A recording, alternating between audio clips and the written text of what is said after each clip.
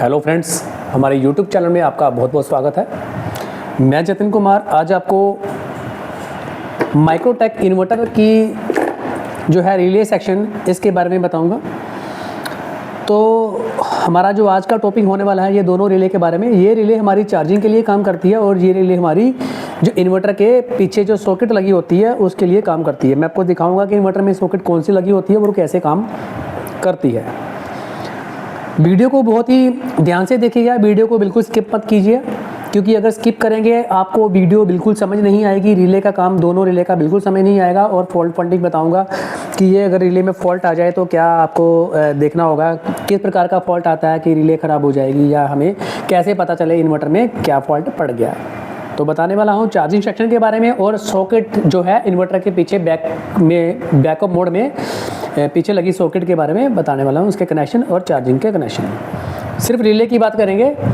सबसे पहले तो मैं आपको बता दूं कि इन्वर्टर के अंदर रिले के अंदर टक टक टक की आवाज़ आती है तो रिले ख़राब होती है। दोनों में से रिले को कोई भी ख़राब हो सकती है। आपको देखना होगा कौन सी रिले ख़राब है। मल्टीमीटर से रिले को कैसे चेक करेंगे ये बता रहा हूँ। देखिए, मल्टीमीटर को बीप रेंज पे सेट करेंगे, बीप आ रही तो बीप में देखा आपने आ रही है। तो दोनों रिले की यहाँ पे हम देखेंगे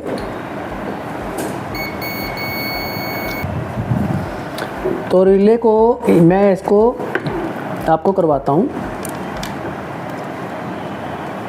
ये देखिए, यहाँ पे बीप नहीं कर रही, यहाँ बीप कर रही है।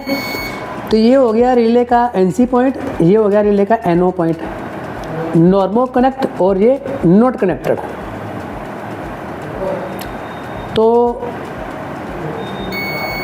ये आपका एनसी नॉर्मल कनेक्टेड पिन और ये नॉट कनेक्टेड पिन, ये है रिले का स्विच। अब रिले का दूसरा स्विच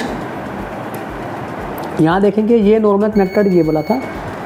ये दूसरी रिले देखिए यहाँ पे बीप नहीं कर रही। इसका स्विच मतलब नॉर्मल कनेक्टेड वाला जो पिन है बीप नहीं कर रहा। एनओ तो है ही नहीं है, लेकिन ये बीप करना चाहिए था, ये बीप नहीं कर रहा।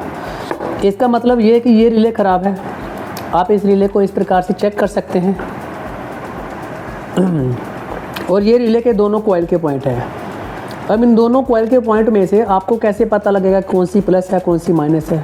तो ये दोनों आपके पॉइंट इकट्ठे जुड़े हुए हैं, हम इनको देखोगे। ये 12 वोल्ट से आ रहा है, ये 78-12 लगा हुआ है, यहाँ चेक करेंगे तो ये 12 वोल्ट नहीं है। जहाँ चेक करेंगे इसका मतलब ये दोनों पिनें 12 वोल्ट की हैं और ये दोनों पिनें जो है वो ट्रांजिस्टर से जुड़ी हुई हैं। तो यहाँ माइनस आएगी, ये माइनस पिन है और ये दोनों पिनें प्लस है, यानी कि दोनों रिले को एक ही ट्रांजिस्टर चालू कर रहा है। यहाँ से एक ही ट्रांजिस्टर से माइनस मिल रही है दोनों को, प्लस दोनों को इकट्ठी मिल रही है 78-12 से। देखिए, सॉरी 78-5 से, 78-5 आईसी है यहाँ पे रेगुलेटर आईसी। यहाँ 12 वोल्ट है बैटरी का यहाँ पे, तो ये 12 वोल्ट है। अभी ये रिले तो हमारी चल नहीं रही, इसको मतलब हम चेक कर रहे हैं, यहाँ पे बीप नहीं आ रही, तो ये रिले ख़राब है। तो ये देखिए, ये रिले ओके है हमारी। इस प्रकार से आपने रिले को चेक कर लेना है। अभी हम बात करते हैं कि ये जो रिले है इसको, ये पॉइंट जो है यहाँ सप्लाई कहाँ से आ रही है। इस पिन को, जो सिंगल पिन है, इसको सप्लाई कहीं से आ रही है। देखेंगे यहाँ पे ये पिन है, ये FB लिखा हुआ है यहाँ, फ्यूज बलोन। पीछे जो फ्यूज लगा होता है इन्वर्टर की सॉकेट बैक में, AC फ्यूज, तो 220 वोल्ट की जो सप्लाई है ये FB वाले पॉइंट में आती है। जैसे कि लाइन इन 200 वोल्ट 220 वोल्ट, यहीं से एक फ्यूज लगाकर यहाँ जोड़ दिया जाता है FB में। FB के अंदर जब सप्लाई आती है, पीछे से दिखाता हूँ, 220 वोल्ट की सप्लाई यहाँ आती है। तो ये यहाँ पे आपको मैंने दिखाया बीप कर रहा है। यहाँ से ये सप्लाई सीधे ट्रैक में जाती है। यहाँ से देखेंगे हम, देखिए यहाँ से, देखिए ट्रैक में आ रही है, यहाँ से होके डबल लेयर PCB है, नीचे से ट्रैक जाके इस पर ट्रैक के बीच में जाती है।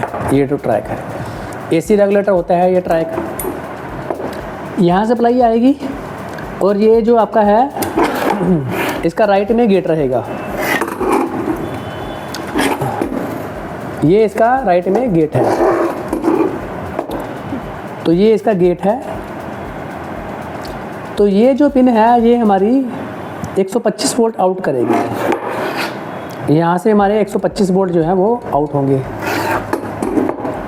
तो ये जो ट्रैक है 125 वोल्ट निकालेगा बैटरी चार्जिंग के लिए। यहाँ से ड्रेन बीच वाली पिन में सप्लाई आएगी, ये एनोड 1 और जो निकाल रही है ये एनोड 2, MT1 और MT2 इसके पॉइंट के नाम हैं।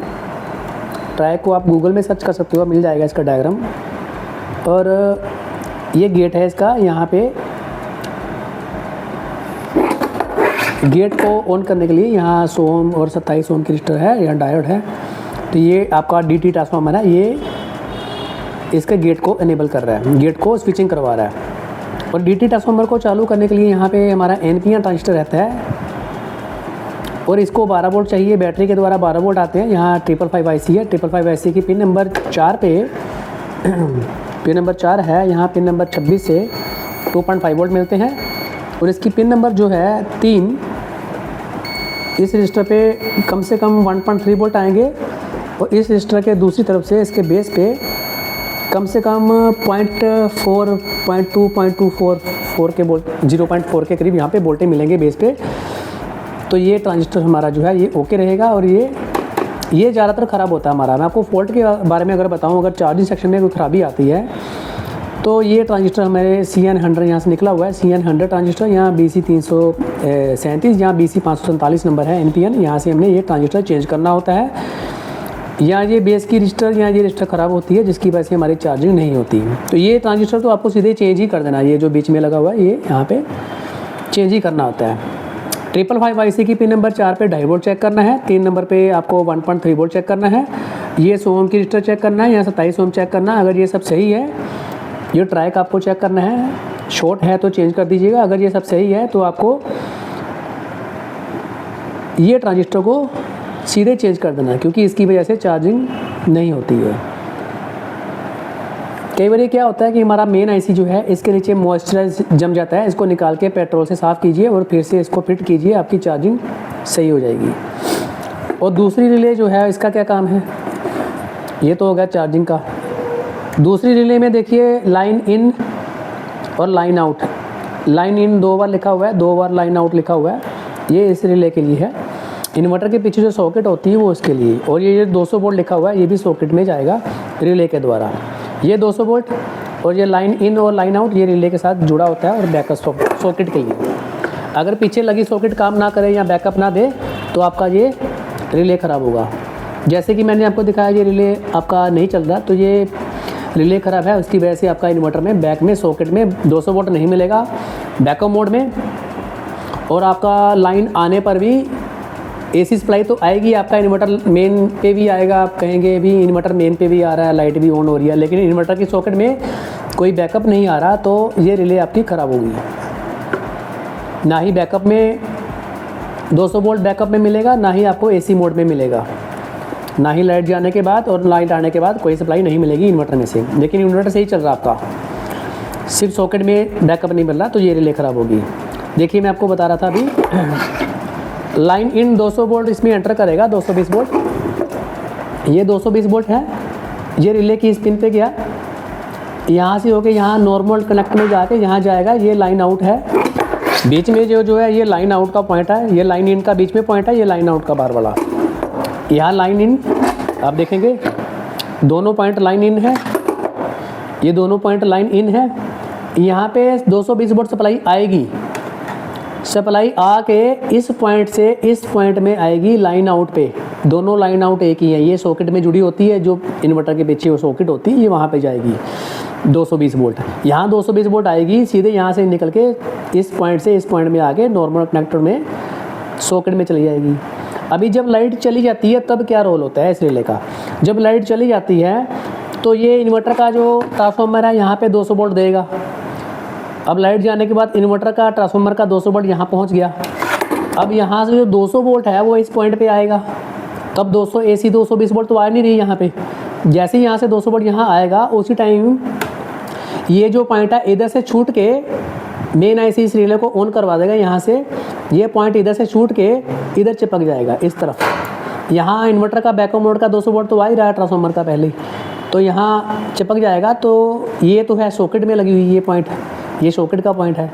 तो जब AC 220 वोल्ट बंद हो जाएगी, यहाँ से 220 वोल्ट ना मिलके इसको बैको मोड वाले जो ट्रांसफार्मर है वहाँ से 200 वोल्ट जो है AC मिलना शुरू हो जाएगा। AC 220 वोल्ट इधर से मिलना शुरू हो जाएगा।